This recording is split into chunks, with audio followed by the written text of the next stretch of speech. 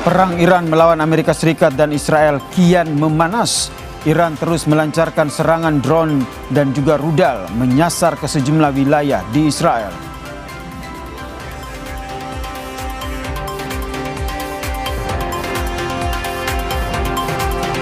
Kedutaan Besar Amerika Serikat di Baghdad, Irak menjadi target serangan drone saat rentetan ledakan mengguncang kota tersebut pada Sabtu waktu setempat.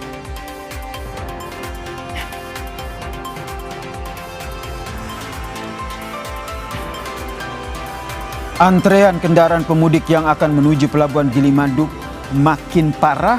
Ekor antrean mencapai kota Jembrana atau sekitar 45 sampai 50 km dari Pelabuhan Gilimanuk.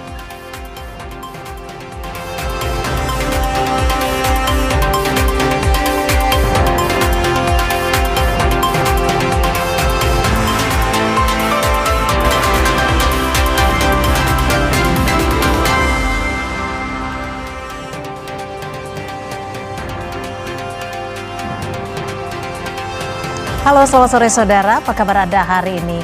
Kompas TV kembali hadir dengan sejumlah informasi di Kompas Petang. Hanya di Kompas TV independen terpercaya. Bersama saya Cynthia Rompas. Dan saya Yasir Neniama, kita jelang Kompas Petang selengkapnya untuk Anda.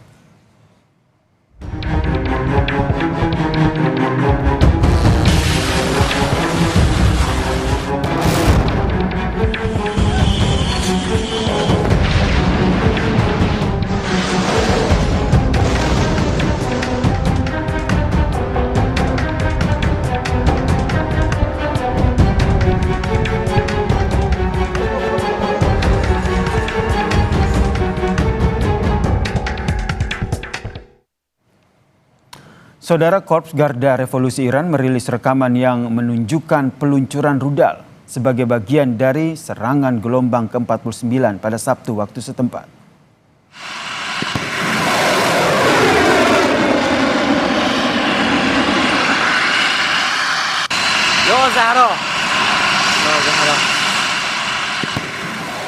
Serangan Fajar tersebut, saudara, menargetkan sejumlah pangkalan militer Amerika Serikat di Timur Tengah dengan menggunakan rudal dan juga drone secara serentak.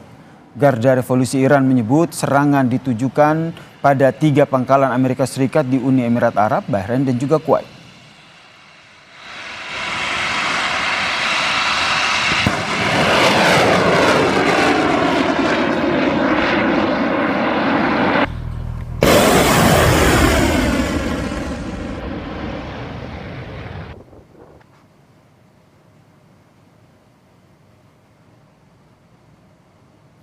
Sebelumnya, saudara, juru bicara Angkatan Bersenjata Iran memperingatkan Uni Emirat Arab agar tidak membantu Amerika Serikat menyerang Iran.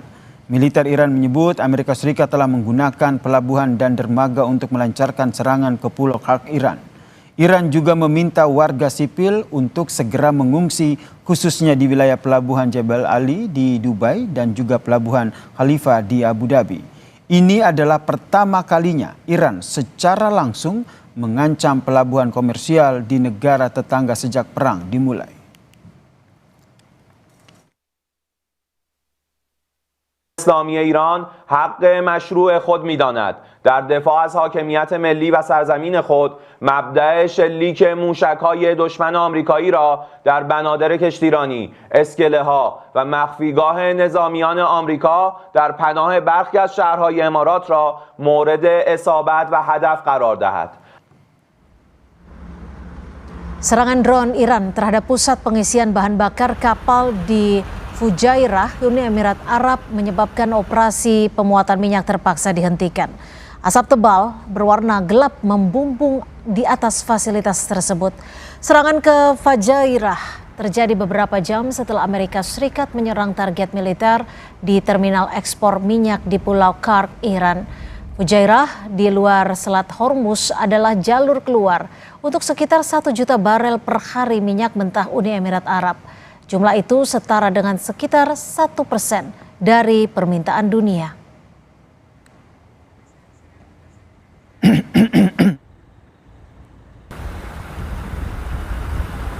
Saudara, Kedutaan Besar Amerika Serikat di Baghdad, Irak menjadi target serangan drone saat rentetan ledakan mengguncang kota tersebut pada Sabtu waktu setempat.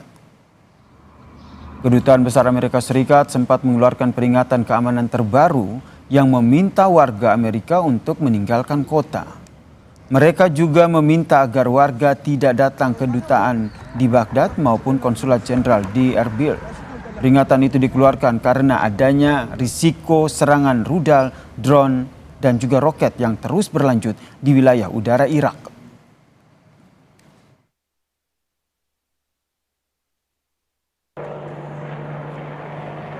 Pusat Komando Amerika Serikat merilis rekaman baru yang menunjukkan pasukannya menyerang target di Iran. Tanggal dan lokasi pasti dari rekaman yang dibagikan oleh CENTCOM tidak diketahui. Pada 28 Februari, Amerika Serikat dan Israel melancarkan serangan gabungan terhadap Iran. Teheran menanggapi dengan serangan terhadap Israel dan aset Amerika Serikat di wilayah Timur Tengah.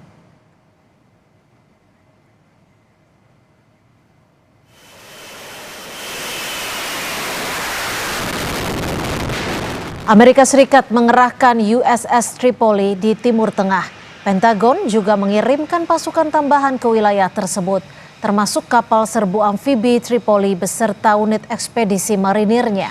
USS Tripoli yang saat ini berada di wilayah Asia Pasifik mampu membawa jet tempur. Amerika Serikat telah melakukan serangan terhadap lebih dari 6.000 target di Iran selama 14 hari terakhir. Hampir 2 minggu pemboman AS Israel telah menewaskan sekitar 2.000 orang di Iran.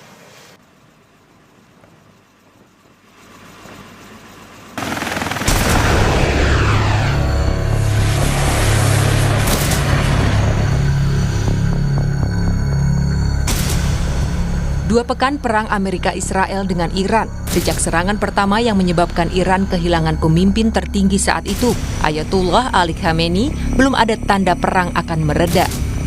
Amerika Serikat maupun Iran saling serang. Belakangan, Iran meluncurkan pesawat tanpa awak atau drone yang menerobos sistem perlindungan Tel Aviv. Korps Pengawal Revolusi Islam hari ini merilis rekaman peluncuran drone. Selain drone, Iran juga meluncurkan rudal balistik. Pada serangan gelombang ke-49, Korps Garda Revolusi merilis rekaman pada hari Sabtu yang menunjukkan peluncuran rudal sebagai bagian dari gelombang ke-49 Operasi True Promise 4. Sekretaris Dewan Keamanan Nasional tertinggi Iran, Ali Larijani, menyebut tekanan yang diberikan Trump justru akan memperkuat Iran. ترامپ مشکلش اینه که عقلش نمیرسه که ملت ایران ملت رشیدن، ملت قوی‌ان، ملت با اراده. هرچی اون فشار بیاره اراده ملت قوی‌تر میشه.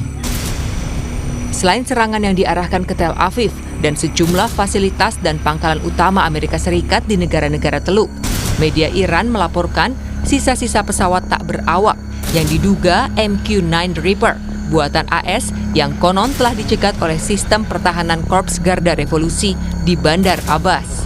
Puing-puing logam terbakar, sementara satu baterai terlihat bertuliskan US. Amerika Serikat belum berkomentar terkait insiden di Bandar Abbas pada saat berita ini diterbitkan. Sementara Israel mengungkapkan serangan ke Tehran akan semakin intensif. המאבק העולמי והאזורי מול איראן, אותו מובילים נשיא ארצות הברית דונלד טראמפ וראש ממשלת ישראל בנימין נתניהו, עולה מדרגה ונכנס לישורת ההכרעה שתימשך ככל שיידרש.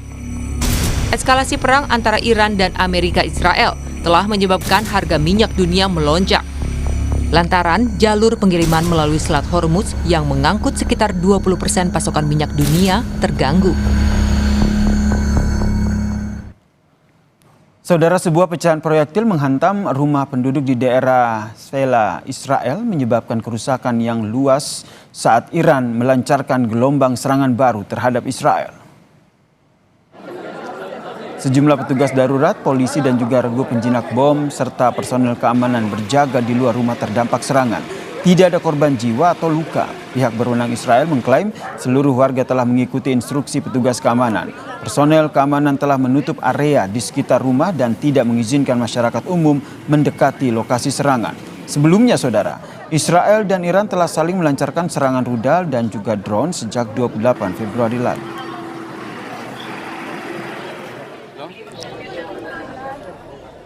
Sementara itu, saudara, 2 orang terluka setelah rudal balistik Iran menargetkan kota Eilat di Israel Selatan. Pecahan rudal menghantam beberapa lokasi di dalam wilayah perkotaan, saudara. Pihak berwenang Israel melaporkan setidaknya 3 lokasi dampak di seluruh kota. 1 pecahan menghantam jalan perumahan, menghancurkan jendela dan juga merusak mobil yang diparkir. Pecahan lainnya mendarat di area taman umum yang sebagian besar tidak ada orang pada saat itu. Sementara itu, dampak ketiga dilaporkan di dekat zona industri utara kota yang menyebabkan kerusakan ringan.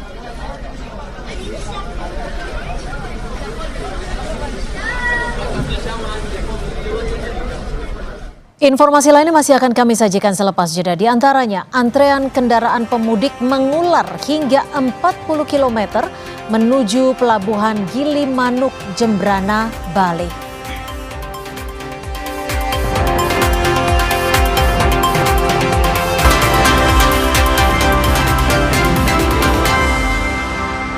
Ramadan makin manis dengan Tropicana Slim. Tropicana Slim, pilih Tropicana Slim. Kita kan dapat manisnya, dapat juga berkahnya.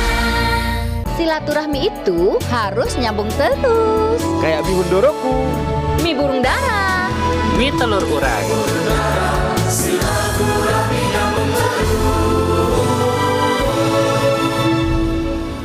Bulan puasa itu, aktivitas harus tetap jalan. Untungnya ada Le Mineral. Le Mineral mengandung mineral alami, jaga tubuh bekerja optimal saat berpuasa. Alhamdulillah, seger. Le Mineral, penuhi kebutuhan mineral selama berpuasa. Keserakahan menjadi bencana. Nakula dan Sadewa mengembalikan kedamaian. Marjan, rayakan hari kemenangan.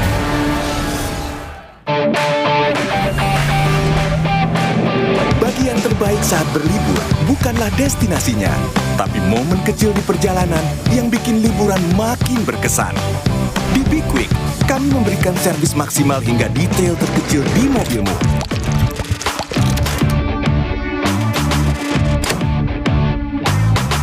Jadi kamu bisa menikmati setiap momen kecil selama perjalanan. Be Quick, ini baru bengkel. Keserakahan menjadi bencana.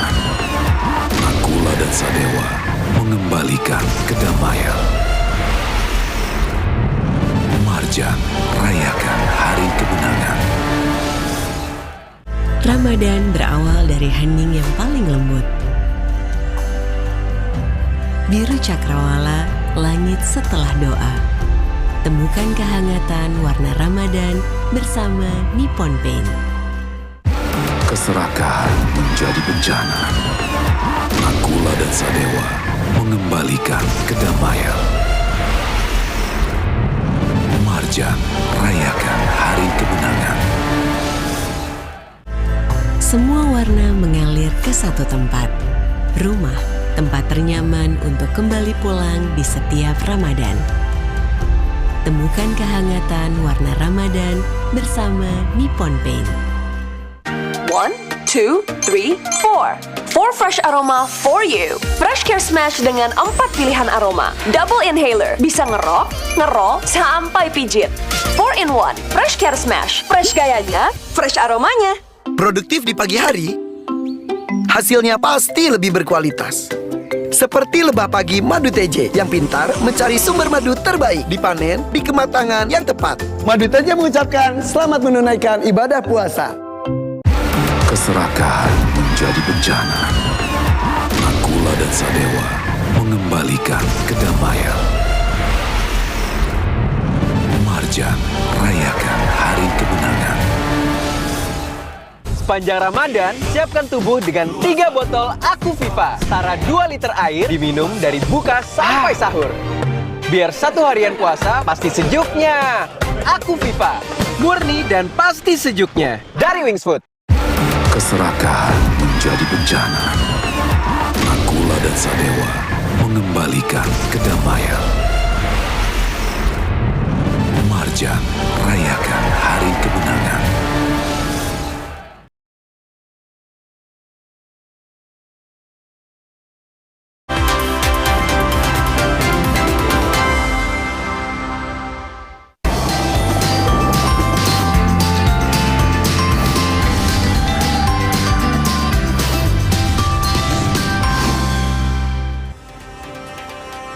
Saudara, kemacetan parah terjadi di jalur mudik Denpasar Gilimanuk hari ini. Antrean kendaraan mengular hingga 45 km.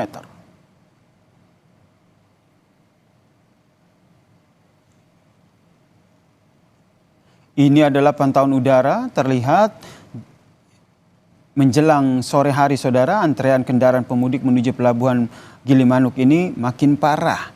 Ekor antrean mencapai kota Jembrana atau sekitar 45 sampai 50 km dari pelabuhan Gilimanuk. Antrean ataupun terminal kargo Gilimanuk yang digunakan sebagai tempat penampungan kendaraan pemudik juga penuh dengan kendaraan.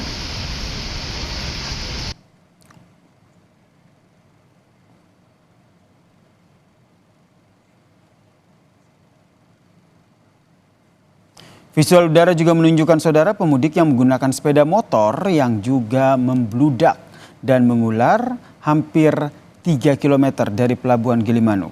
Di dalam pelabuhan Gilimanuk, kendaraan pemudik, mobil pribadi serta sepeda motor bercampur dengan kendaraan besar, truk dan juga bus memenuhi area parkir dalam pelabuhan Gilimanuk.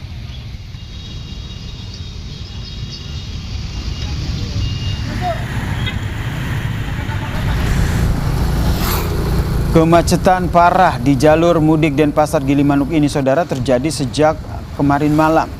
Pengendara bilang kemacetan arus mudik tahun ini lebih parah dibandingkan dengan mudik tahun sebelumnya.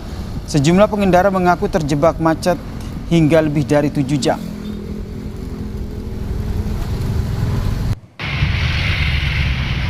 Gilimanuk masih jauh nggak atau gimana nih? Ya perkiraan 25 kilo lah. 25 kilo ya? Wih. Ini memang dari jam 1:30 itu tidak gerak sama sekali ya sampai sekarang ya? Tidak bergerak, cuma 4 meter ya Mas ya? So, cuma gerak laju bentar? Ya. Ini abang mau kemana nih Bang? Tujuan Surabaya Bang. Ini itu jam 3. Jam 3 pagi ya? Ya. Kalau ini Gilimanuknya masih jauh nggak Kang? Kurang lebih 30 kilo. 30 kilo ya? Ya, dari sini. Dibanding tahun-tahun sebelumnya, gimana kemacetan di tahun ini Kang? Lebih parah yang sekarang pokoknya ini.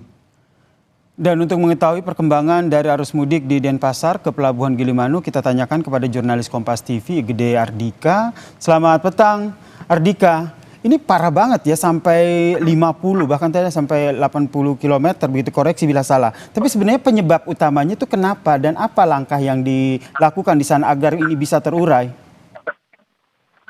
Ya baik, selamat sore Yasir dan juga saudara. Memang benar hari ini antrian kendaraan pemudik yang akan menuju Pelabuhan Gilimanuk ini antaranya cukup parah dibanding dengan mudik-mudik tahun sebelumnya. Dan hingga sore hari ini informasi yang kami dapatkan antrian pemudik bahkan sudah mencapai pusat kota Jembrana atau tepatnya kurang lebih 45 sampai 50 km sebelum Pelabuhan Gilimanuk. Nah, penyebabnya apa? Selain karena volume kendaraan dari prediksi ASTP bahwa pemudik di tahun ini akan meningkat 5% daripada tahun lalu. Selain peningkatan volume kendaraan tersebut juga masih banyak seperti itu terdapat kendaraan-kendaraan besar seperti truk seperti itu yang mengangkut di luar dari bahan pokok dan juga BBM tidak mematuhi SKB 3 Menteri, di mana saat arus mudik sebenarnya kendaraan besar ini tidak boleh melewati jalur-jalur mudik, termasuk jalur mudik dari Denpasar menuju ke Pelabuhan Gilimanuk ini. Dan berbagai upaya dari kepolisian Polres Jembrana juga sudah dilakukan untuk mengurai antrian ini agar pemudik yang akan menuju ke Pelabuhan Gilimanuk itu bisa berjalan dengan lancar seperti itu. Salah satunya yaitu menggandangkan semua kendaraan-kendaraan pemudik roda 4 mobil pribadi di terminal kargo. Jadi 2 km sebelum Pelabuhan Gilimanuk bisa saya informasikan kepada Anda saudara, ada terminal kargo yang luasnya kurang lebih 4 hektar seperti itu. Jadi kendaraan-kendaraan pemudik mobil pribadi akan ditampung di sini, menampung hampir 1.000 kendaraan di sini. Jadi kendaraan ini nantinya akan dialihkan tidak melalui jalur utama, tetapi melalui gang-gang di perkampungan yang ada di Pelabuhan Gilimanuk, nanti gang ini akan menuju ke pintu masuk Pelabuhan Gilimanuk. Nah, dari kemarin 3 gang yang dipakai untuk mengalihkan kendaraan-kendaraan ini, dari 4 gang yang ada seperti itu, dan 1 gang kemarin digunakan untuk warga lokal yang akan melakukan mudik. Nah, mulai sore hari ini, gang yang keempat ini dipergunakan oleh Polres Jemberana untuk mengurai kemacetan, jadi kendaraan pemudik juga dialihkan ke gang 4 ini. Jadi 4 gang semua dipakai untuk mengalihkan kendaraan dari terminal kargo menuju ke Pelabuhan Gilimanuk. Nah, selain itu, saudara, untuk mengurai kemacetan atau antrean kendaraan ini, Polres Jemberana juga telah berupaya untuk mengkandangkan seperti itu kendaraan-kendaraan besar truk di beberapa titik parkir yang sudah ada dari perbatasan Kabupaten Tabanan dengan Jemberana hingga di Pelabuhan Gilimanuk ini. Selain itu juga pengalihan arus lalu lintas baik menuju ke Pelabuhan Gilimanuk ini dari kemarin juga dilakukan, saudara. Kendaraan-kendaraan besar itu dialihkan di jalur utama menuju lurus ke Pelabuhan LCM yang ada di paling ujung Pelabuhan Gilimanuk. Jadi kendaraan besar itu tidak masuk ke dalam parkir dalam Pelabuhan Gilimanuk ini. Jadi langsung menuju ke Pelabuhan LCM di Pelabuhan Gilimanuk. Seperti itu dia. Kita berharap ya ini sejumlah langkah sudah dilakukan dan semoga kendaraan yang mengular antrean sampai 50 km tadi bisa segera terurai. Terima kasih Gede Ardika atas informasinya terkait dengan kemacetan parah yang terjadi di Gilimanuk. Dan saudara, pemudik mulai berdatangan di Pelabuhan Merak, Cilegon, Banten, saudara, untuk menyeberang ke Pulau Sumatera. Sejumlah pemudik yang akan pulang kampung ke kampung halaman mereka mulai melakukan perjalanan mudik ke Sumatera melalui Pelabuhan Merak, Cilegon, Banten. Mereka menggunakan kapal di ruang tunggu Pelabuhan Merak, saudara. Sejumlah pemudik yang menggunakan kendaraan roda 4 juga mulai tiba di Pelabuhan Merak pada Minggu sore.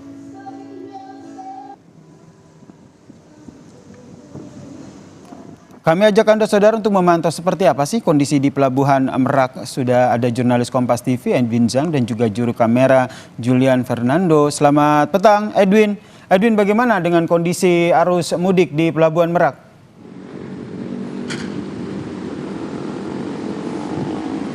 Selamat petang ya, dan juga saudara, terkait dengan keramaian dan mungkin pantauan arus mudik yang ada di Pelabuhan Merak, Cilegon, Banten ini sendiri, memang para pemudik sudah berangsur-angsur masuk. Jika terlihat dari gambaran yang mungkin bisa kami tampilkan dari pantauan udara seperti itu ya, memang Yasir terlihat lengang di luar. Namun di area tunggu, baik itu antrian kendaraan pribadi yang memang diperuntukkan khusus gitu ya untuk dermaga eksekutif dari Pelabuhan Merak di tempat saya melaporkan sekarang, itu terdapat sejumlah antrian 1-2 baris kendaraan roda 4, baik itu mobil pribadi, lalu angkutan sedang atau bahkan minibus gitu ya, memang mengantri untuk menyeberang ke Pulau Sumatera. Nah, kemudian dinyatakan oleh PT SDP memang satu dermaga ini bisa kemudian menerima aktivitas roll in atau roll out, masuk keluar dari kendaraan dan juga para penumpang itu sampai 4 kapal di dalam satu dermaga. Nah, yang ini berarti untuk antrian masuk ke dalam dermaga hingga kapal dan akhirnya bisa menyeberang pun sebenarnya terpantau masih lancar. Jadi memang belum ada antrean yang berarti, Yasir dan saudara. Itu kalau kita berbicara soal kendaraan roda 4 dan mobil pribadi. Tapi kalau kita melihat juga di area tunggu yang memang digunakan bagi para pemudik atau penumpang perseorangan, mereka yang memang berjalan kaki tidak membawa kendaraan, itu memang juga cukup memenuhi wilayah antri, karena untuk menunggu kapal itu kurang lebih 1-2 jam mereka sudah hadir sebelum tiket dan juga jadwal masuk untuk dalam kapal, sehingga mereka terhindar dari antrean panjang. Nah, tadi salah satunya ya, dan saudara, tadi saya memantau pukul 2 siang itu salah satu antrean yang cukup ramai, ada kapal yang mengangkut cukup banyak penumpang tanpa kendaraan. Jadi tadi sempat bangku-bangku terisi penuh gitu ya di depan loading dock seperti itu untuk mereka keluar dan masuk. Ya, sini juga saudara, yang dapat diperhatikan selanjutnya dari imbauan PT SDP adalah untuk senantiasa mengecek kembali jadwal sebelum nantinya masuk ke dalam wilayah Cilegon, wilayah Pelabuhan Merak, pun untuk memesan tiket dari jauh-jauh hari. Bagi Anda saudara yang ingin melaksanakan mudik, itu nanti diinformasikan 17 hingga 18 Maret 2026 itu diprediksi sebagai puncak arus mudik dengan kepadatan kendaraan sendiri dicatat jika dibandingkan dengan tahun lalu itu bisa mencapai 35.000 hingga 46.000. Jadi imbauannya tentunya untuk dapat membeli tiket sebelum dan tidak datang dekat dengan jadwal keberangkatan. Lalu ya dan juga saudara, PT SDP sendiri memperlakukan harga tiket satu harga. Jadi harganya itu flat untuk baik pengguna eksekutif maupun reguler, sehingga untuk antrian memasuki dermaga itu memang dibagi. Jadi memang bukan hanya masuk lewat dermaga eksekutif tempat saya melaporkan, tapi juga ada beberapa antrian lain yang diurai supaya menghindari keramaian di dermaga-dermaga lainnya. Mungkin itu gambaran sementara dan pastinya kami harapkan mudik Anda berjalan lancar. Benar banget ya, semoga nih warga yang akan mudik melewati Pelabuhan Merak ini berjalan lancar ya. Beli tiket jauh-jauh hari dan datang ke Pelabuhan Merak, jangan buru-buru ya. Terima kasih Edwin Jan dan juga juru kamera Julian Fernando atas informasinya. Selamat bertugas kembali. Dan saudara, usai jeda Kompas Petang akan kembali dengan informasi diduga sopir mengantuk sebuah minibus menabrak truk di perbatasan Tol Cipali dan Tol Japek Purwakarta, Jawa Barat.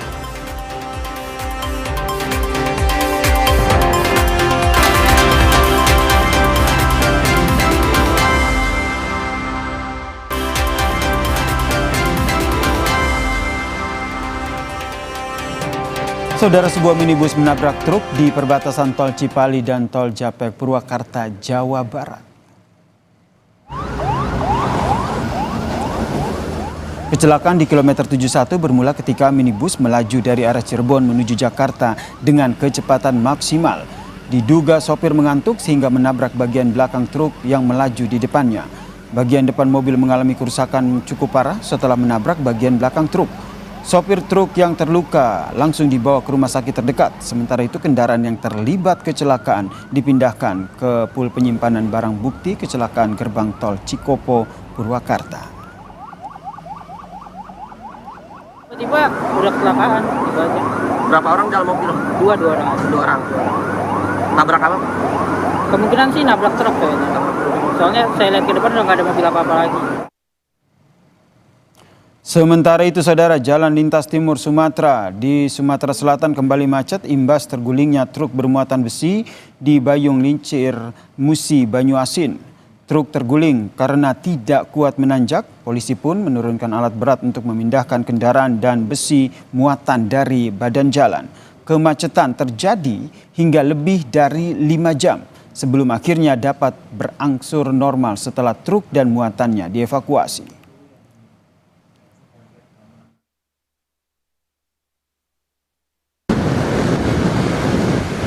Arus kendaraan pemudik di Tol Cikatama dari arah Jakarta menuju ke Trans Jawa mulai ramai lancar.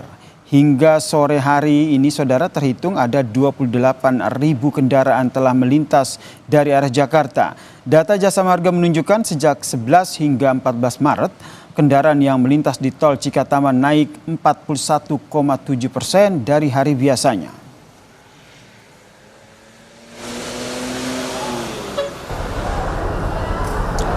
Sementara itu saudara, di Stasiun Pasar Senen Jakarta, pemudik memadati Stasiun Pasar Senen sejak Minggu pagi. Calon penumpang yang akan melakukan perjalanan mudik melalui Stasiun Pasar Senen memilih datang lebih awal sehingga ruang tunggu keberangkatan dipadati calon penumpang. Kita datangnya lebih awal, lebih baik di sini dulu gitu nunggu daripada telat ntar ketinggalan kereta. Udah kerjanya udah pada libur, jadi ya udahlah lebih baik lama di kampung aja. Saya ajak Anda saudara untuk memantau seperti apa kondisi arus lalu lintas arus mudik di Tol Cikatama Karawang, Jawa Barat. Ada jurnalis Kompas TV Eril Wiranata dan juga juru kamera Aufa Farid. Selamat petang Eril. Ini sudah ada peningkatan kendaraan belum ini jelang ataupun dalam arus mudik kali ini?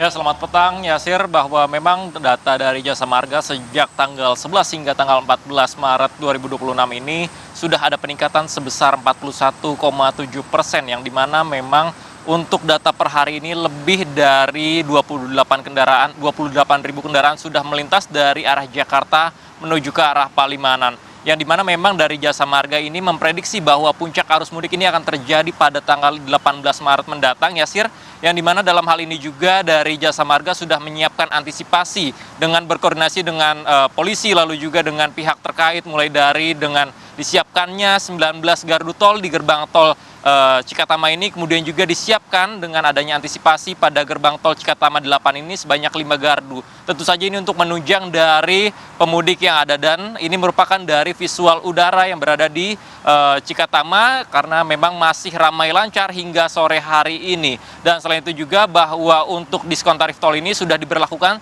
sejak tanggal 15 atau hari ini hingga tanggal 16 Maret mendatang. Dan selain itu juga bahwa dari Jasa Marga sudah berkoordinasi dengan pihak terkait dengan adanya rekayasa lalu lintas yang akan dilakukan jika memang sewaktu-waktu ini akan terjadi peningkatan, seperti mulai dari skema adanya one way, kemudian juga ada skema dari kontraflow hingga ganjil genap. Tentu saja hal ini nantinya akan diberlakukan jika memang terjadi peningkatan dari kendaraan yang diprediksi pada tanggal 18 Maret mendatang. Kemudian juga untuk arus balik ini diprediksi bahwa dari Jasa Marga memprediksi pada tanggal 24 Maret ini akan menjadi arus balik yang berada di gerbang tol Cikatama. Yasir. Baik, terima kasih Ariel Wiranata. Masih ramai lancar ya, jadi para pemudik yang mau mudik sekarang nih nggak akan kena macet dulu begitu. Terima kasih Ariel Wiranata dan juga juru kamera Aufa Farid atas informasinya dari tol Cikatama.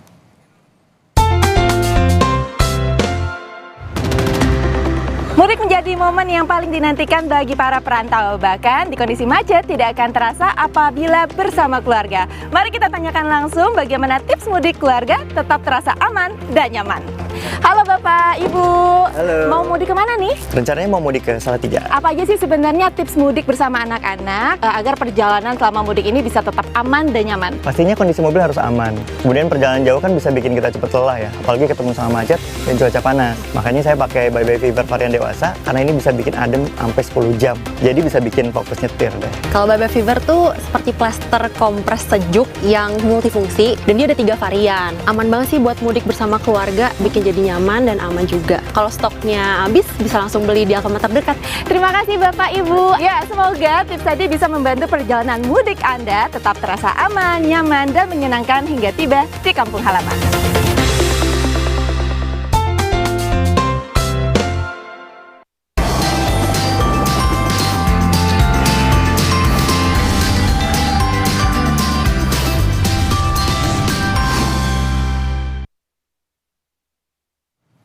Usai jeda saudara, Kompas Petang akan hadir dengan informasi Pusat Komando Amerika Serikat merilis rekaman yang menunjukkan jet angkatan udara lepas landas dari kapal induk saat operasi gabungan dengan Israel berlanjut memasuki minggu ketiga.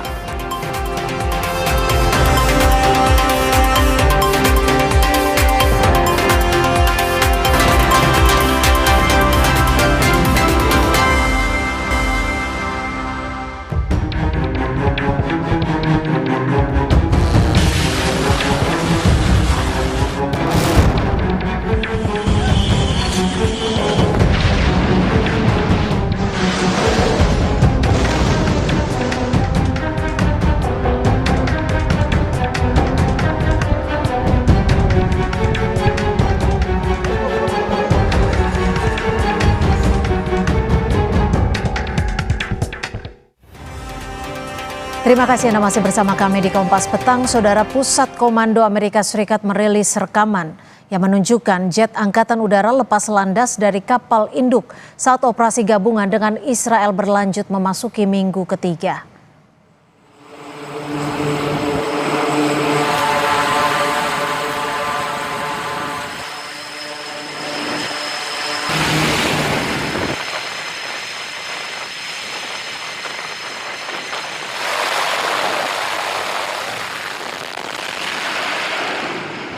Rekaman tersebut menunjukkan berbagai jet F-18 dan jet logistik lepas landas dari dek landasan pacu kapal induk.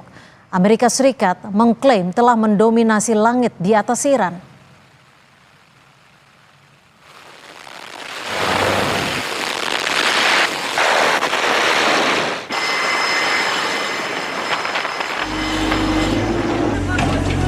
Tim penyelamat di Teheran menyisir reruntuhan bangunan tempat tinggal yang rusak setelah serangan udara terbaru dari Amerika Serikat dan Israel. Alat berat dikerahkan membersihkan puing-puing dalam upaya menemukan korban. Bulan Sabit Merah Iran mengatakan daerah yang terkena serangan adalah distrik perumahan sipil. Organisasi itu menyebut lebih dari 42.000 bangunan sipil terkena dampak serangan udara, termasuk 36.000 unit tempat tinggal.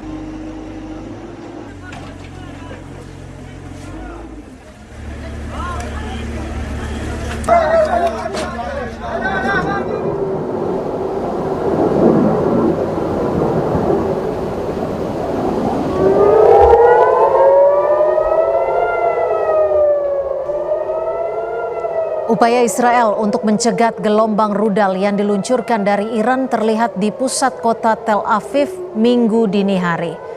Teheran bersumpah akan meningkatkan perlawanan, menyebabkan perang belum menunjukkan tanda-tanda akan berakhir. Akibat serangan terbaru Iran, beberapa warga Israel luka akibat terkena pecahan kaca saat mengevakuasi diri ke bunker perlindungan. Konflik akan memasuki pekan ketiga. Kedua belah pihak bersiap untuk pertempuran yang berkepanjangan.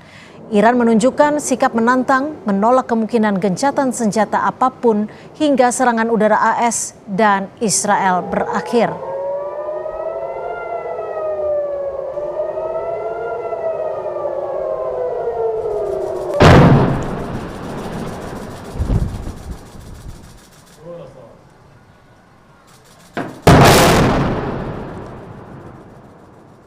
Di tengah gempuran Iran, pasukan Israel meledakkan sebuah rumah di dekat Hebron, Palestina, setelah memerintahkan keluarga yang tinggal di sana untuk mengungsi. Kantor berita resmi Palestina, Wafa, melaporkan bahwa rumah itu milik ayah dari tahanan Palestina, Azmi Abu Hleil. Pasukan Israel menyerbu kawasan tersebut dan mengevakuasi penghuni rumah bertingkat 3 itu sebelum meledakannya. Abu Hleil adalah tahanan Palestina yang diduga melakukan serangan penembakan di dekat Bethlehem sekitar setahun yang lalu.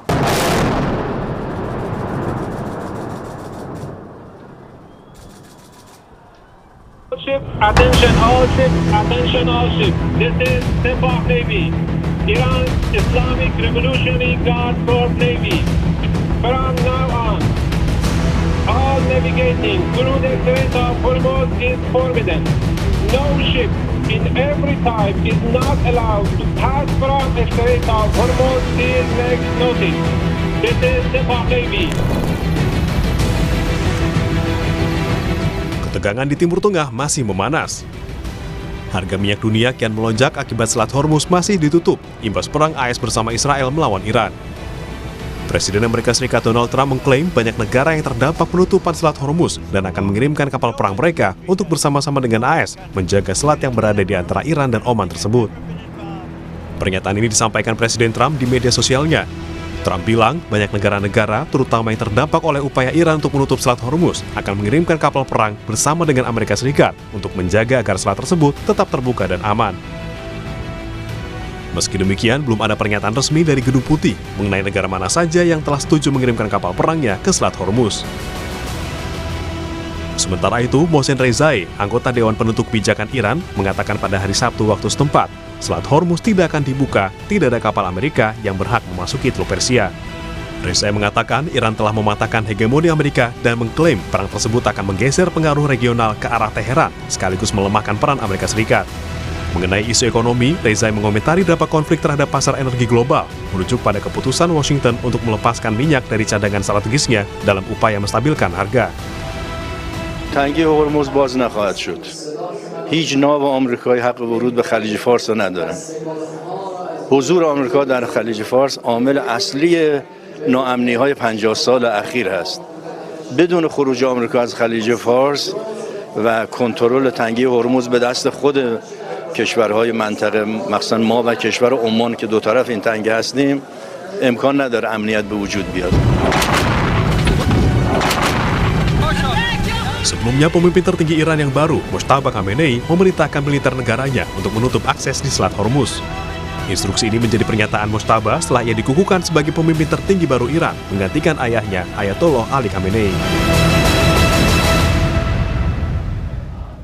Selat Hormuz adalah urat nadi perdagangan minyak global dan jika benar-benar ditutup dampaknya bukan hanya pada konflik militer, tetapi juga pada stabilitas energi dan ekonomi dunia. Jika Presiden Trump bersikeras mengajak negara lain mengirimkan kapal perangnya ke Selat Hormuz, lalu bagaimana dengan kekuatan Iran menjaga Selat Hormuz? Seberapa besar kemampuan militer Iran untuk menang atau bahkan menutup Selat Hormuz? Dan apakah ini bagian dari strategi tekanan geopolitik yang lebih besar terhadap Amerika dan sekutunya? Kita bahas bersama Evata Filomeno, dosen ilmu politik Universitas Udayana, dan juga Aisyah Kusuma Sumantri, Direktur Hubungan Eksternal Indo-Pacific Strategic Intelligence.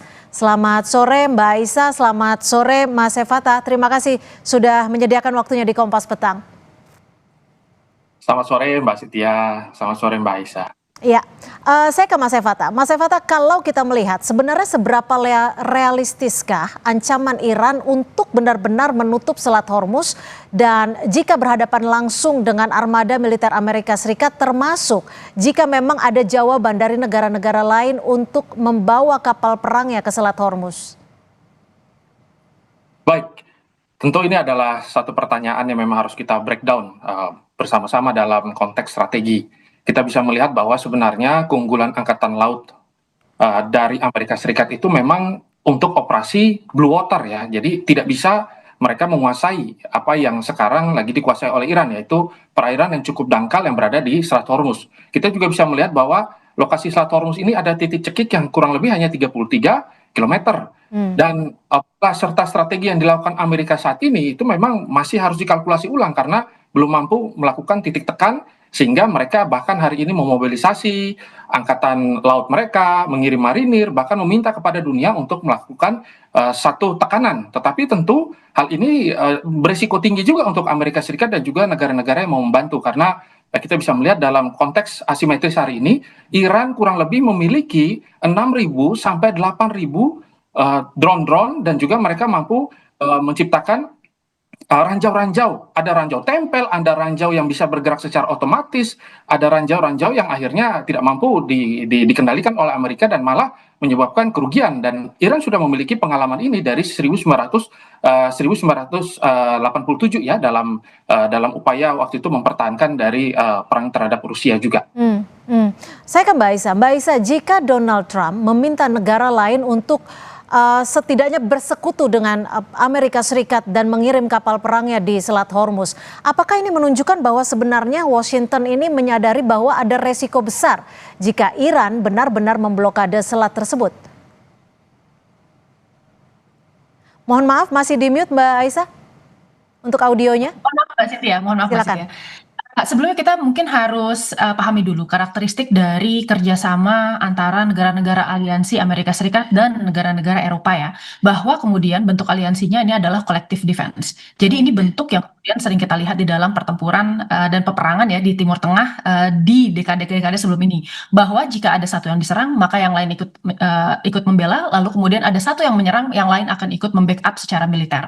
Nah, yang kita lihat di sini sebenarnya tradisionalnya negara-negara tersebut akan kohesinya itu satu ya, mereka akan solid di dalam kemudian memberikan keputusan. Tetapi yang kita lihat di sini sebenarnya ada perpecahan juga di antara negara-negara NATO, yang kemudian kita lihat bagaimana kemudian dari Spanyol ya sudah menyatakan secara terbuka bahwa Spanyol tidak akan mengikuti dan tidak akan kemudian mengirimkan pasukan ke Timur Tengah. Yang kedua adalah Italia mengecam tindakan-tindakan Amerika Serikat di Iran.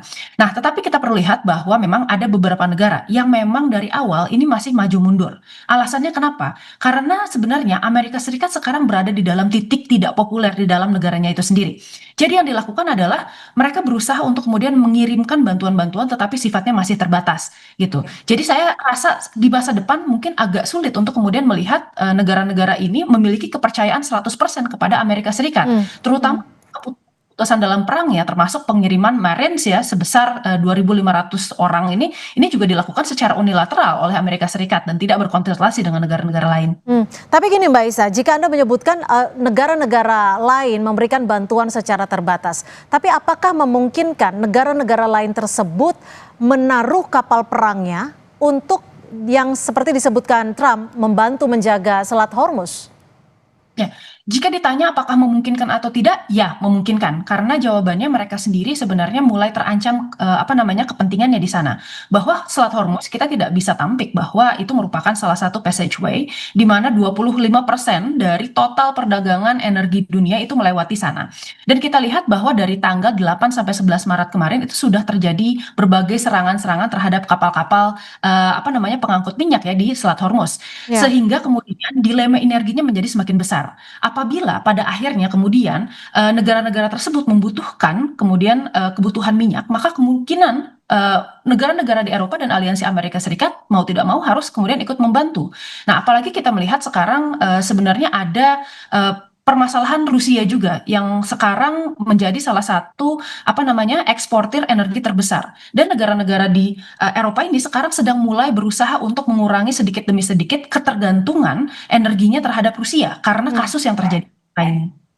Oke, Mas Evata, kalau dari perspektif Anda saat ini dari pola perang yang sudah memasuki pekan ketiga, apakah Iran masih menggunakan taktik dari asymmetric warfare seperti ranjau laut, drone, dan juga speedboat? Dan apakah ini cukup untuk melawan kekuatan AS jika memang nanti negara-negara lain akan ikut bergabung? Baik, seperti yang disampaikan bahwa mereka tidak ingin memenangkan perang, tetapi mereka ingin mengontrol kondisi perang hari ini, gitu. Maka kita bisa melihat dari beberapa titik-titik yang sebenarnya dijaga secara internasional, kita bisa melihat bahwa Iran mampu menyerang bahkan Salalah ya, kita bisa melihat bahwa pelabuhan Salalah diserang, terus juga ada Fujairah ya. Nah, ini kan tanda bahwa mereka bisa melakukan offensive power begitu, dan mereka menunjukkan bahwa jangan sampai juga mereka mengancam akan menutup Bab El Mandeb gitu, yang merupakan satu-satunya pintu untuk masuk ke Laut Merah. Ya. Nah, ini kan tanda bahwa sebenarnya mereka sudah mempersiapkan perang panjang, dan mereka tahu bahwa dalam strategi perang asimetris, dan mereka sudah membaca ada kegagalan intelijen dari Amerika Serikat yang membaca bahwa sebenarnya perang ini harusnya bisa dimenangkan dengan suatu kondisi perang udara yang sangat masif ya. Jadi ketika decapitation strike, surgical strike, regime change bisa terjadi gitu. Tetapi nyatanya karena mereka sudah membaca bahwa ini adalah satu perang yang nanti ke depannya eskalasinya untuk sama-sama mengontrol energi, maka saat ini kita bisa melihat Amerika Serikat belum mampu untuk melakukan kontrol energi itu sendiri. Bahkan mereka juga menghancurkan Pulau Kark ya, yang notabene adalah salah satu pulau yang sangat strategis yang menjadi cadangan minyak dunia juga. Okay. Nah, ini kan tanda, bahkan mereka juga meminta Cina untuk masuk dan juga melakukan satu bantuan ya, bahkan mengirim kapal perang dan sebagainya. Tetapi kita bisa melihat bahwa Iran juga memberlakukan bahwa siapapun boleh lewat asalkan mereka membayar dengan yuan. Ini kan strategi dedolarisasi, ini menampar Amerika Serikat gitu. Maka saya bisa melihat bahwa hari ini Trump justru malah mengalami satu kesulitan ya dalam mengontrol kondisi yang ada eskalasi ini.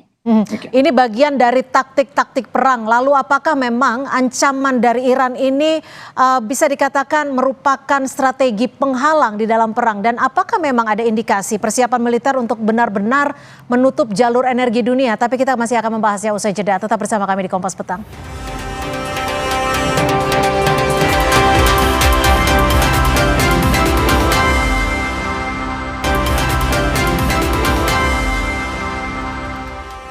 Terima kasih Anda masih bersama kami di Kompas Petang. Kita lanjutkan dialog sore hari ini. Saya langsung ke Mbak Aisyah. Mbak Aisyah, dari perspektif strategi intelijen, apakah penutupan Selat Hormuz yang dilakukan Iran ini merupakan deterrent strategy atau strategi penghalang? Atau justru Iran sebenarnya sedang memancing Amerika Serikat dan sekutunya untuk melakukan perang laut di wilayah Selat Hormuz? Oke, saya rasa sebenarnya dua-duanya benar.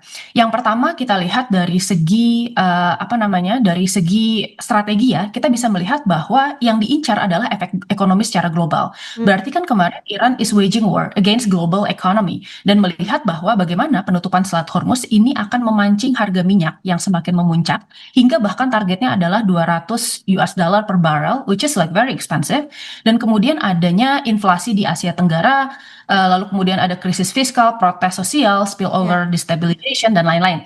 Dan itu kita lihat sebenarnya tujuannya adalah satu, membuat negara-negara yang kemudian sifatnya netral atau mungkin masih swing ya secara alignment politik untuk menekan Amerika Serikat untuk menghentikan serangannya tersebut gitu.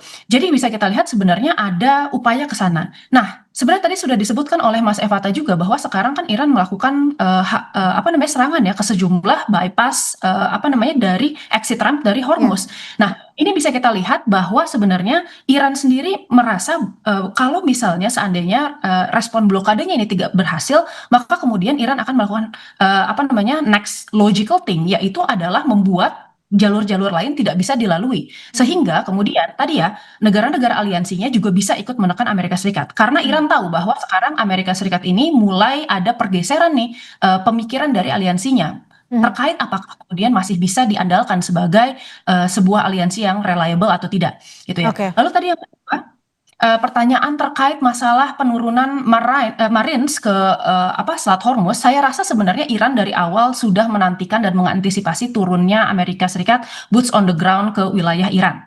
Jawabannya adalah satu, karena Iran akan lebih diuntungkan dengan boots on the ground dibandingkan dengan peperangan yang sifatnya mengandalkan teknologi-teknologi yang canggih, gitu. Dari segi casualty akan lebih banyak, dari segi kemudian kerusakan infrastruktur memang akan lebih besar, tetapi Iran akan diuntungkan karena di dalam peperangan yang mengandalkan human intelligence, lalu kemudian logistik dari masyarakat dan cover dari masyarakatnya, itu akan jauh lebih menguntungkan Iran. Jadi saya rasa di sini sebenarnya untuk Amerika Serikat sendiri, they walk straight into Iran's strategi gitu ya, untuk kemudian bisa mengeluarkan tadi cost trapnya Iran, membuat biaya perangnya lebih mahal dan kemudian membuat strategi Amerika Serikat jadi tidak efektif lagi.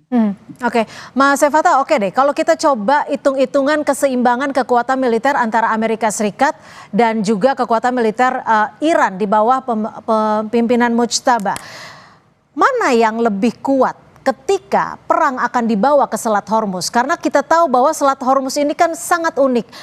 Lokasinya bisa dikatakan sebagai medan perang yang ideal karena ada titik tersempit yang bahkan lebarnya kalau bisa dilihat dari catatan geografik hanya 40 km. Ini akan menyulitkan kapal besar untuk mengarungi wilayah tersebut. Sementara Iran memiliki kekuatan-kekuatan dengan rudal dari daratan yang langsung dikirimkan, ada juga speedboat, ada juga swarm attack. Itu gimana, Mas Evata? Ya, baik. Pertama kita bisa lihat sebenarnya ada korban yang cukup signifikan ya dalam perang laut kali ini. Ada 2 kapal perang kelas Moj ya, terus juga ada fregat ya kelas Alvan ya. Sabalan, terus juga ada kapal basing Makran ya, dan juga ada kapal selam Iris Dana gitu ya. Terus habis itu ada beberapa fasilitas rudal balistik yang dihancurkan. Nah, tapi kalau kita lihat Amerika sampai ngirim USS Nimitz gitu yang sebenarnya kan ini sudah pensiun, tapi diperpanjang sampai 2027. Terus mengirimkan USS Tripoli juga gitu dengan bantuan kurang lebih awaknya sekitar ada 4.200, ada yang mengatakan 5.000 ya. Dan sebenarnya Amerika Serikat ini tidak punya penyapuran jauh gitu. Karena Amerika nggak punya penyapuran jauh, maka Marines yang dikirimkan, terus seluruh angkatan-angkatan perang yang baru ini memang fokus untuk melakukan pembersihan gitu. Karena kita bisa melihat Iran ini kan sudah memasang kurang lebih ada 6.000 sampai 8.000. Dan semuanya itu merupakan hasil dari temuan teknologi mereka, sehingga ranjau-ranjau itu mampu melihat kalau yang lewat itu adalah kapal-kapal perang, itu tidak meledak. Tapi kalau yang lewat itu adalah kapal-kapal untuk muatan-muatan logistik, itu meledak. Nah, secara teknologi mereka bahkan sudah memasang kejeniusan akustik di dalam ranjau mereka. Nah, maka kalau ditanya siapa yang lebih mematikan dalam perang laut, kita bisa melihat bahwa Amerika, USS Gerald Ford juga agak mundur ya kan dari beberapa titik. Nah, ini tanda bahwa, dan mereka bahkan bisa menghancurkan beberapa lokasi-lokasi yang merupakan sumber daripada pipa-pipa aliran dari energi dunia. Nah, tapi Mas Evata, apa resikonya bagi armada barat ketika melakukan ataupun ketika perang di Selat Hormuz ini pecah? Ya, kita bisa melihat sebenarnya Amerika Serikat ini doktrinnya kemarin pada saat perang itu ada 2, ya kan, security dan energi. Ya. Amerika itu ingin menjamin bahwa setiap kapal yang lewat asal bekerja sama dengan Amerika akan aman. Tetapi nyatanya kan tidak berhasil gitu. Ini kan disampaikan oleh Pete Hegseth gitu. Mereka menyampaikan bahwa dunia tenang saja, kami akan melakukan pengawalan. Nyatanya pengawalan ini itu tidak berhasil banyak gitu. Bahkan mereka mengatakan bahwa ini tetap bisa lewat asalkan mengikuti dan mematuhi aturan-aturan yang ada dari Iran itu sendiri. Nah, maka sebenarnya kita bisa melihat kalau terjadi perang, ya perangnya juga tidak akan begitu sangat signifikan karena sebenarnya kontrol yang utamanya adalah energi. Tetapi kita bisa melihat Amerika ini terlalu banyak menyerang ya, sampai titik-titik yang cukup vital yang harusnya tidak dihancurkan sehingga battlefront yang terlalu banyak ini membuat mereka akhirnya kewalahan mana yang harus dipegang, apakah melakukan serangan darat ataukah serangan laut. Dan kalau semua mereka lakukan, tiba-tiba saja ada negara-negara lain yang memanfaatkan momen ini dan akhirnya memukul mundur Amerika Serikat dan juga Israel, bisa saja begitu. Oke, Mbak Aisyah, jika memang kontrol utamanya adalah energi, apakah ini berpotensi meluas menjadi konflik regional yang melibatkan negara-negara Teluk dan juga kekuatan global lain seperti yang saat ini Trump juga mengklaim bahwa negara-negara lain diajak untuk menaruh kapal perangnya di Selat Hormuz? Ya Mbak Cynthia, sejauh ini memang sudah ada indikasi beberapa negara-negara NATO ini mengirimkan bantuan terhadap Amerika Serikat. Di antaranya adalah UK, dia mengirimkan sebuah pesawat tempur ya, tipe Typhoon, lalu kemudian Belanda mengirimkan mengirimkan kapal tempur, dan kemudian ada Australia dan kemudian Prancis juga yang mengirimkan pesawat tempur. Nah, kita lihat di sini tetapi bantuannya tadi ya sekali lagi masih tetap terbatas. Kalau ditanya apakah kemudian akan berkembang menjadi krisis energi atau tidak, jawabannya adalah ya bisa. Tetapi sejauh ini untuk negara-negara Teluk ini masih wait and see. Karena apa? Karena sebenarnya sejauh ini negara Teluk ini menyadari bahwa Amerika Serikat dengan kemudian manuvernya yang sangat luar biasa dengan tadi ya misalnya di overstretch strategi, baik itu kemudian di front laut dan kemudian di front darat juga. Nah, di sini negara-negara Teluk masih menganalisis apakah Amerika Serikat ini bisa dipercaya sebagai sebuah alliance atau tidak. Yang pertama itu. Yang kedua adalah ketika negara-negara Teluk ini berusaha untuk kemudian melakukan retaliasi terhadap Iran secara langsung, maka yang terjadi adalah potensial civil unrest di dalam negaranya. Karena sebenarnya Amerika Serikat sendiri ini meskipun cukup dekat dengan pemerintah dari negara-negara Teluk, tetapi kemudian masyarakatnya memiliki kedekatan terhadap Iran. Khususnya karena Iran ini merupakan salah satu negara yang dipimpin oleh orang yang satu-satunya bisa melawan Israel di Timur Tengah, terutama ketika terjadi kasus-kasus di Gaza ya. Nah, oleh karena itu sekarang bahkan untuk negara-negara Teluk sendiri mereka lebih mengutamakan jalur multilateralisme. Melalui Bahrain mereka mengajukan kemudian tuntutan ke DKPBB agar Iran kemudian bisa menghentikan serangannya ke negara-negara Teluk. Nah, tetapi untuk secara global kita lihat di sini dengan adanya krisis di Timur Tengah, maka kemudian akan ada shifting of global energy trade ya. Di antaranya adalah bagaimana kemudian China ini yang tadinya 20% bauran energinya ini berasal dari Selat Hormuz akan lebih tergantung dengan Rusia. Baik, terima kasih atas perspektifnya Mbak Aisyah Kusuma Sumantri, Direktur Hubungan Eksternal Indo-Pacific Strategic Intelligence, dan juga Mas Evata Filomeno, dosen Ilmu Politik Universitas Udayana, berbagi perspektif di Kompas Petang sore hari ini. Terima kasih, selamat sore. Terima kasih Mbak Cynthia, Mas Evata. Saudara, informasi lainnya masih akan kami hadirkan selepas jeda. Di antaranya kasus penyiraman air keras terhadap Wakil Koordinator Kontras Andri Yunus mendapat atensi dari Presiden Prabowo yang memerintahkan Kapolri untuk mengusut kasus ini secara transparan. Polri harus menangkap pelaku dan juga otak di balik kasus ini. Catatan Kompas TV akan kami hadirkan usai jeda.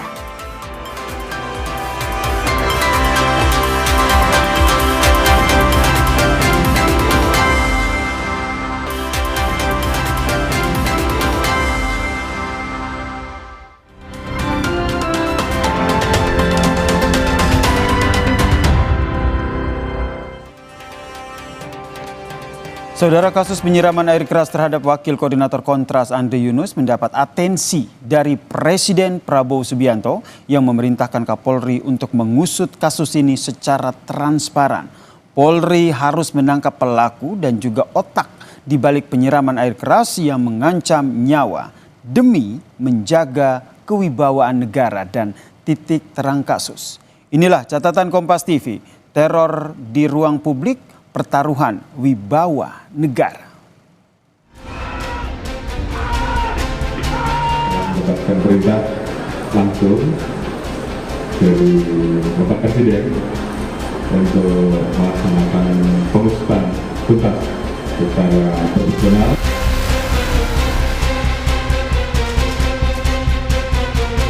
Pertama prihatin dan sayangkan terjadi, dengan harapan polisi betul-betul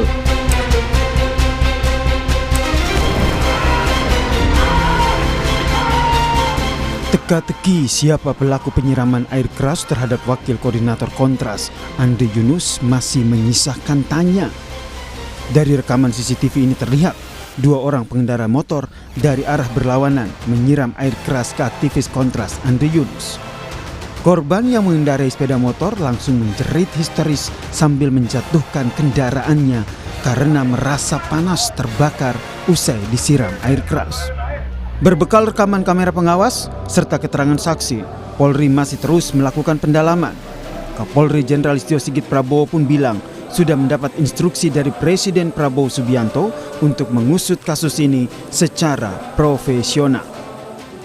Saya telah mendapatkan perintah langsung dari Bapak Presiden untuk melaksanakan pengusutan tuntas secara profesional, transparan, dan tentunya langkah-langkah yang kita lakukan tentunya yang tetap mengedepankan dan diberikan investigasi. Saat ini kita sedang melakukan pengumpulan informasi-informasi. Direktur Eksekutif Amnesty International Indonesia Usman Hamid pun mengatakan apa yang dialami Andri Yunus diduga berkaitan dengan apa yang tengah dikerjakannya beberapa waktu terakhir. Sepanjang 1 tahun terakhir, ia memang banyak berkonsentrasi dan bersinggungan dengan permasalahan seputar reformasi militer. Meskipun kita masih harus menunggu bukti-bukti yang otentik, karena biasanya situasi-situasi yang penuh dengan ketegangan politik hari ini, termasuk konflik di antara para elit politik, bisa jadi ada pihak lain yang mendompleng, yang menggiring untuk seolah-olah pelakunya adalah militer. Padahal belum tentu. Sementara itu, mantan Kabariskrem Polri Ito Sumardi menyebut dengan banyaknya rekaman CCTV yang diperoleh serta keterangan para saksi, kasus ini bisa segera terungkap. Tidak hanya pelaku, tapi juga aktor intelektual serta motif penyerangan. Keterangan dari saksi-saksi di sekitar TKP ini juga akan bisa melengkapi. Dan menurut saya, karena ini meskipun ini ditangani oleh Jakarta Pusat, ini mendapatkan atensi langsung daripada Pak Kapolri, yaitu dengan di backup dari Polda Metro Jaya dan dari Barreskrim. Sehingga untuk kasus ini ya kami berharap dapat diungkap secepatnya, baik pelaku, kemudian siapa yang menyuruh maupun motifnya. Insiden penyiraman air keras ini tentu mengusik keprihatinan banyak pihak, termasuk Wakil Presiden ke-10 dan 12 RI Yusuf Kala. JK menduga penyiraman air keras ini berkaitan dengan aktivitas korban. JK pun berharap polisi segera melakukan investigasi terkait dengan kejadian ini. Tentu kita pertama prihatin dan sayangkan terjadi, dengan harapan polisi betul-betul, karena ini setelah KPK dulu siapa namanya si Baswedan itu ke ini lagi kena lagi, berarti ada kelompok, ada siapa itu kita tidak tahu, supaya polisi tentu ada hubungannya dengan itu kegiatan yang bersangkutan. Jadi perlu kita lihat seperti itu, siapa yang dirugikan yang bertindak begitu. Ada juga kita tahu ada NSMA yang hobinya hanya sekedar iseng untuk mengira begitu. Kita tidak tahu nih, tinggal polisi yang harus aktif untuk melihat. Kami menolak adanya pembahasan di dalam. Kami menolak adanya duifungsi ABRI, teman-teman. Andri Yunus adalah aktivis yang sempat menjadi sorotan karena aksi beraninya mendatangi lokasi rapat panja RUU TNI di Fairmont Hotel Jakarta pada 15 Maret 2025. Bersama dengan 2 aktivis lainnya, Andri meneriakkan tuntutannya agar pembahasan RUU TNI segera dihentikan. Tolak RUU TNI! Kembalikan militer ke belakang! Sebelumnya pada 24 Agustus 2024, Andri Yunus juga terlibat dalam advokasi kasus kematian Afif Maulana, remaja yang diduga tewas akibat disiksa polisi. Kala itu, ia bersama tim advokasi Koalisi Masyarakat Sipil Anti Penyiksaan meminta agar ekshumasi jenazah Afif Maulana dilakukan secara independen tanpa campur tangan polisi melalui audiensi dengan Komisi 3 DPR. Publik kini menanti bagaimana Polri mengungkap pelaku dan juga otak di balik penyiraman air keras yang mengancam nyawa demi menjaga kewibawaan negara dan titik terang kasus. Tim Liputan, Kompas TV. Saudara, teror berupa penyiraman air keras terhadap Andre Yunus, pembela HAM kontras, adalah ancaman serius terhadap demokrasi dan kebebasan berpendapat. Polri harus menangkap pelaku dan juga otak di balik penyiraman air keras yang mengancam nyawa demi menjaga kewibawaan negara dan titik terang kasus. Tidak boleh ada impunitas dalam setiap aksi kekerasan dan teror terhadap warga negara termasuk aktivis demi tegaknya hukum dan rasa keadilan di masyarakat. Bagi Polri, ini adalah momentum baik untuk menunjukkan bahwa Polri profesional dan bisa diandalkan dalam fungsi melindungi dan mengayomi masyarakat. Keberpihakan Polri pada kepentingan publik diuji dalam pengusutan kasus teror terhadap aktivis kontras ini. Masyarakat sipil akan mendukung penuh jika Polri setia pada penegakan hukum.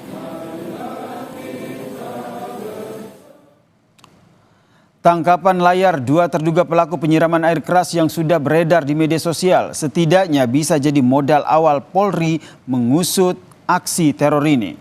Keandalan Polri sebagai pilar utama keamanan negara dan penegakan hukum harus dibuktikan dalam pengusutan profesional aksi teror penyiraman air keras.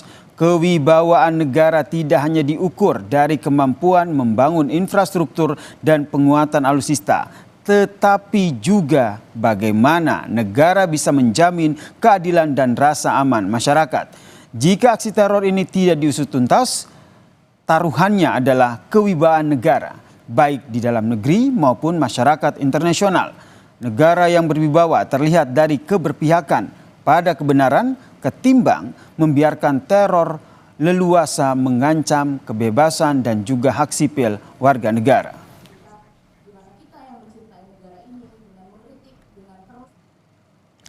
Presiden Prabowo Subianto dalam banyak kesempatan selalu menekankan komitmennya terhadap demokrasi dan kebebasan berpendapat, serta pentingnya penegakan hukum di tanah air.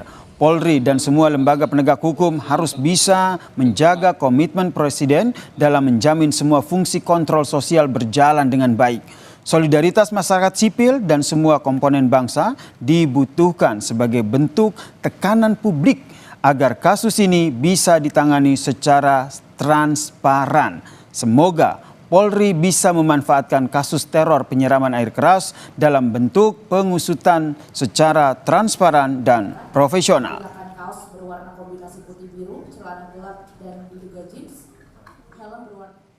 Semangat institusi Polri harus sama seperti yang pernah ditunjukkan Kapolri Jenderal Listio Sigit Prabowo dalam rapat kerja di Komisi 3 DPR terkait dengan kedudukan Polri. Usut tuntas sampai titik darah penghabisan. Demikian catatan Kompas TV, kita jumpa lagi pekan depan.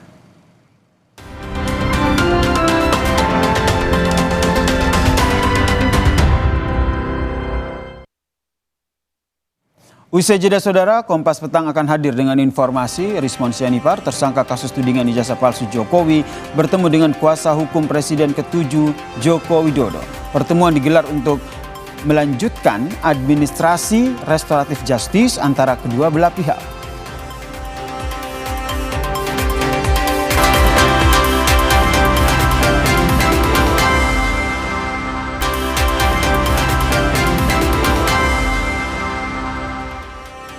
Terima kasih Anda masih bersama kami di Kompas Petang. Saudara Rismon Sianipar, tersangka kasus tudingan ijazah palsu Jokowi, bertemu kuasa hukum Presiden ke-7 Joko Widodo. Pertemuan digelar untuk melanjuti administrasi restoratif justice antara kedua belah pihak.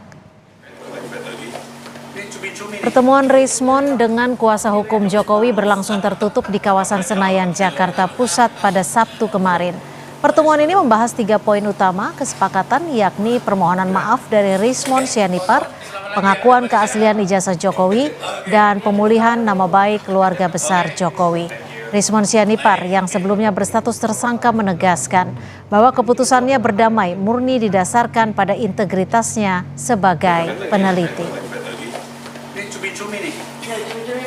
Ini dalam rangka mewujudkan mekanisme restoratif justice ya antara Pak Jokowi dan saya. Jadi semoga ya teman-teman yang masih di sana membuka hati dan pikiran. Inilah pengakuan bahwa ya apa yang saya lakukan murni adalah berdasarkan penemuan ilmiah. Ada permaafan di antara kedua belah pihak, dan kemudian dari situ juga ada juga permintaan untuk dilakukan RJ, di mana kami sebagai kuasa hukum tentunya diminta untuk menindaklanjuti hal tersebut. Dari situ juga ada juga penjelasan juga dari Bang Rizmon yang menyatakan bahwa setelah beliau melakukan pendalaman lebih dalam, ternyata beliau melihat dan menilai bahwa ijazah Pak Jokowi itu asli adanya. Sebelumnya, Presiden ke-7 Joko Widodo memaafkan Rizmon Sianipar. Permohonan maaf disampaikan Rizmon di kediaman Jokowi di Solo, Jawa Tengah pada Kamis lalu. Jokowi bilang menerima Rizmon dengan tangan terbuka dan menerima permohonan maaf Rizmon terkait polemik penelitiannya soal ijazah. Namun terkait restoratif justice yang diajukan Rizmon sehari sebelum pertemuan di Solo, Jokowi bilang itu merupakan kewenangan penyidik Polda Metro Jaya. Menerima permohonan maaf Pak Rizmon Sianipar, dan mengenai nanti untuk urusan restoratif justice-nya saya serahkan kepada penasihat hukum saya, karena itu merupakan kewenangan dari Polda Metro, kewenangan dari penyidik yang ada di Polda Metro Jaya. Merespons keputusan Rizmon minta maaf ke Jokowi, Roy Suryo yang juga tersangka kasus ijazah Jokowi menegaskan tidak akan mundur. Roy juga menekankan tidak akan mengubah sikap soal tudingan ke ijazah Jokowi. Ada ceknya, ya ini cek lo ya. Kami dalam buku Jokowi White Paper 99,9% itu adalah palsu, ya. Dan itu ini sekaligus menjawab apakah ada perubahan sikap terhadap statement yang sudah disampaikan oleh sahabat saya atau sahabat kita semua, Pak Rizmon Sianipar, tidak dur 0,1% pun. Kenapa 0,1%? Yaitu sisanya dari 99,9%. Itu 0,1%. Ya, jadi itu yang mundur. Serangan drone Iran terhadap pusat pengisian bahan bakar kapal di Fujairah, Uni Emirat Arab menyebabkan operasi pemuatan minyak terpaksa dihentikan. Kompas Petang juga menyoroti soal perang Iran melawan Amerika Serikat dan Israel yang kian memanas. Iran terus melancarkan serangan drone dan rudal yang menyasar ke sejumlah wilayah Israel dan fasilitas Amerika di Timur Tengah.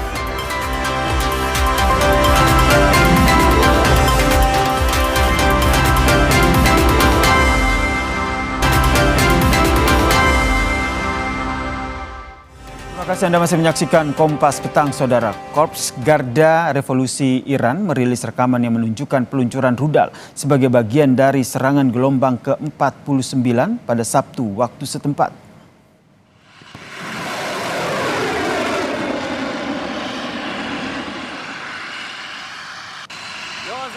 Serangan fajar tersebut menargetkan sejumlah pangkalan militer Amerika Serikat di Timur Tengah dengan menggunakan rudal dan juga drone secara serentak. Garda Revolusi Iran menyebut serangan ditujukan pada 3 pangkalan Amerika Serikat di Uni Emirat Arab, Bahrain, dan juga Kuwait.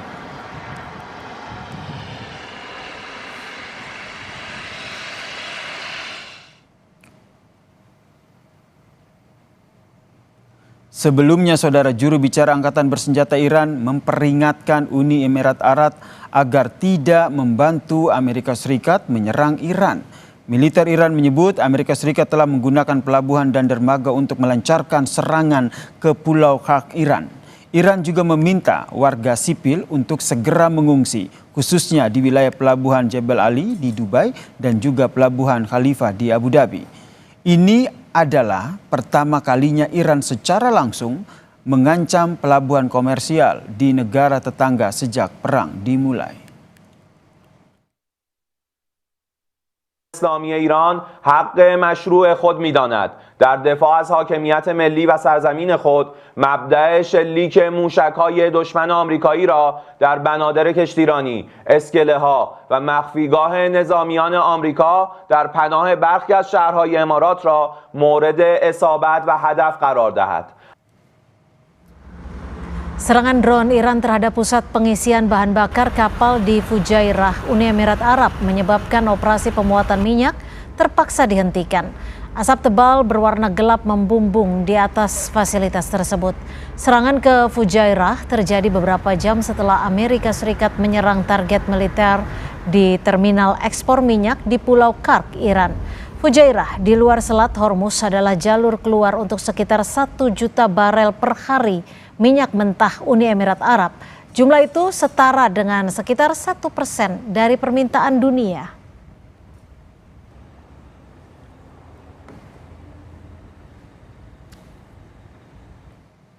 Saudara, Kedutaan Besar Amerika Serikat di Baghdad, Irak menjadi target serangan drone saat rentetan ledakan mengguncang kota tersebut pada Sabtu waktu setempat. Kedutaan Besar Amerika Serikat sempat mengeluarkan peringatan keamanan terbaru yang meminta warga Amerika untuk segera meninggalkan kota. Mereka juga meminta agar warga tidak datang ke kedutaan di Baghdad maupun konsulat jenderal di Erbil. Peringatan itu dikeluarkan karena adanya resiko serangan rudal, drone, dan roket yang terus berlanjut di wilayah udara Irak.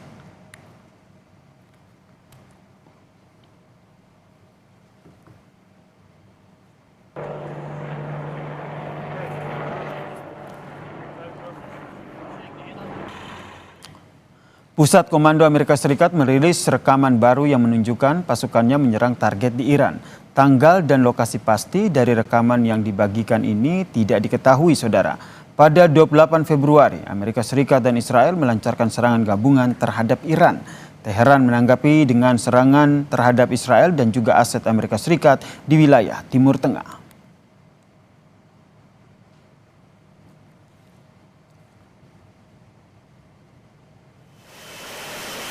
Amerika Serikat mengerahkan USS Tripoli ke Timur Tengah. Pentagon juga mengirimkan pasukan tambahan ke wilayah tersebut, termasuk kapal serbu amfibi Tripoli beserta dengan unit ekspedisi marinirnya. USS Tripoli yang saat ini berada di wilayah Asia Pasifik mampu membawa jet tempur, saudara. Amerika Serikat telah melakukan serangan terhadap lebih dari 6.000 target di Iran selama 14 hari terakhir. Hampir 2 minggu, pemboman AS Israel telah menewaskan sekitar 2.000 orang di Iran.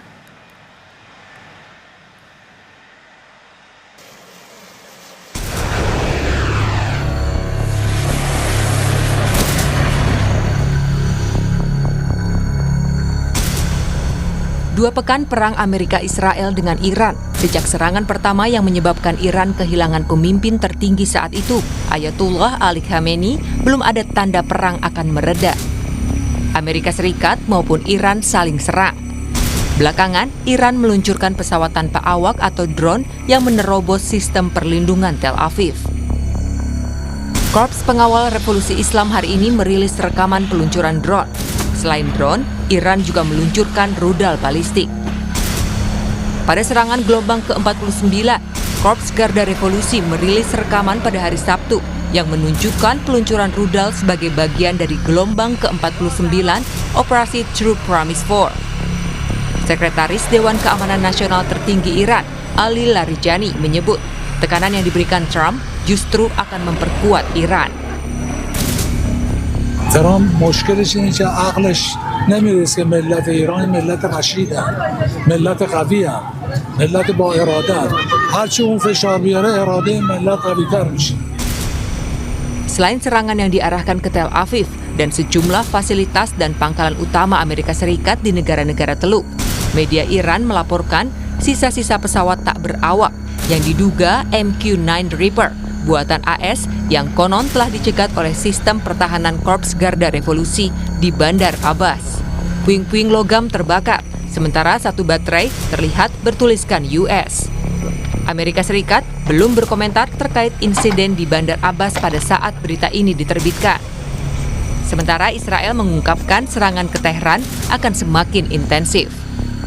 המאבק העולמי והאזורי מול איראן, אותו מובילים נשיא ארצות הברית דונלד טראמפ וראש ממשלת ישראל בנימין נתניהו, עולה מדרגה ונכנס לישורת ההכרעה שתימשך ככל שיידרש. Eskalasi perang antara Iran dan Amerika Israel telah menyebabkan harga minyak dunia melonjak. Lantaran jalur pengiriman melalui Selat Hormuz yang mengangkut sekitar 20% pasokan minyak dunia terganggu.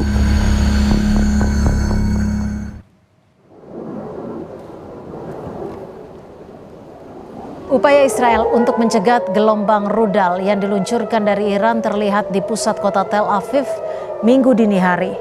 Teheran bersumpah akan meningkatkan perlawanan, menyebabkan perang belum menunjukkan tanda-tanda akan berakhir. Akibat serangan terbaru Iran, beberapa warga Israel terluka ringan akibat terkena pecahan kaca saat mengevakuasi diri ke bunker perlindungan. Konflik akan memasuki pekan ketiga. Kedua belah pihak bersiap untuk pertempuran yang berkepanjangan. Iran menunjukkan siap menantang, menolak kemungkinan gencatan senjata apapun hingga serangan udara AS dan Israel berakhir.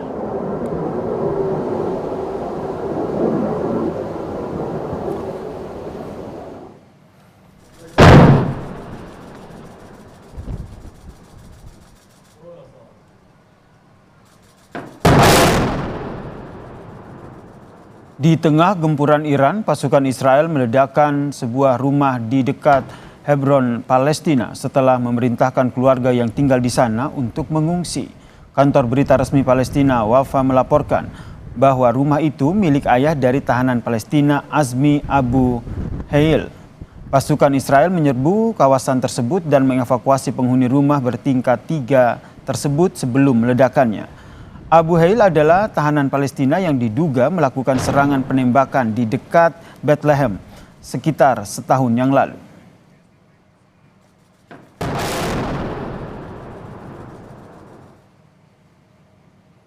Antrean kendaraan pemudik yang akan menuju Pelabuhan Gilimanuk semakin parah.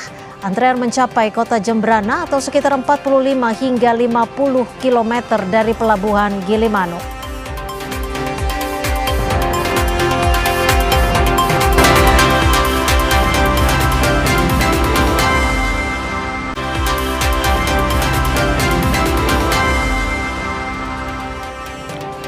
Saudara, antrean truk logistik mengular menuju ke Pelabuhan Bandar Bakau Jaya di Bojonegara, Serang, Banten. Truk mengantre di kantong parkir dermaga untuk menunggu bongkar muat kapal dan penyeberangan ke Sumatera. Dari visual pantauan udara pada Minggu siang ini, saudara, truk logistik mengular didominasi truk ekspedisi dan juga angkutan barang yang akan menyeberang ke Pulau Sumatera. Meningkatnya aktivitas penyelesaian logistik di arus mudik Lebaran jadi salah satu penyebab penumpukan truk. Selain itu, saudara, terbatasnya kapasitas dermaga dan kapal penyeberangan juga jadi faktor penyebab penumpukan. Lamanya antrean membuat sopir terpaksa bertahan di dalam kendaraan sambil menunggu kepastian jadwal penyeberangan. Petugas pelabuhan terus melakukan pengaturan arus kendaraan agar antrean tidak semakin meluas ke jalur utama.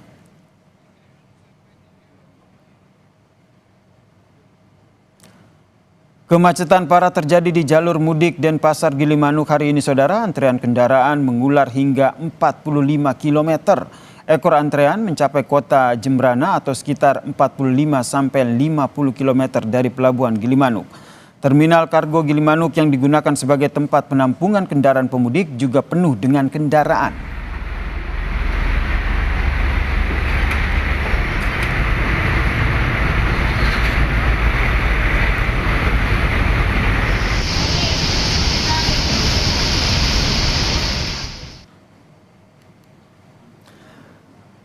Kemacetan parah juga terjadi di jalur mudik Denpasar Gilimanuk hari ini. Antrean kendaraan mengular hingga 45 km, saudara, di mana pemudik yang menggunakan sepeda motor juga membludak dan mengular hampir 3 km dari Pelabuhan Gilimanuk.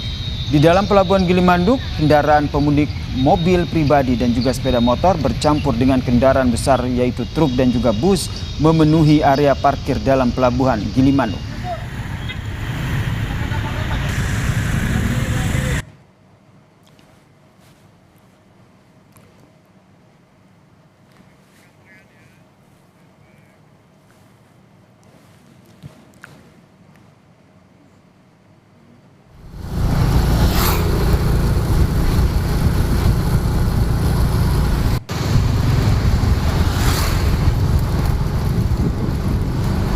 Kemacetan parah di jalur mudik Denpasar Gilimanuk terjadi sejak kemarin malam, saudara. Pengendara bilang kemacetan arus mudik tahun ini lebih parah dibandingkan dengan tahun sebelumnya. Sejumlah pengendara mengaku terjebak macet hingga lebih dari 7 jam.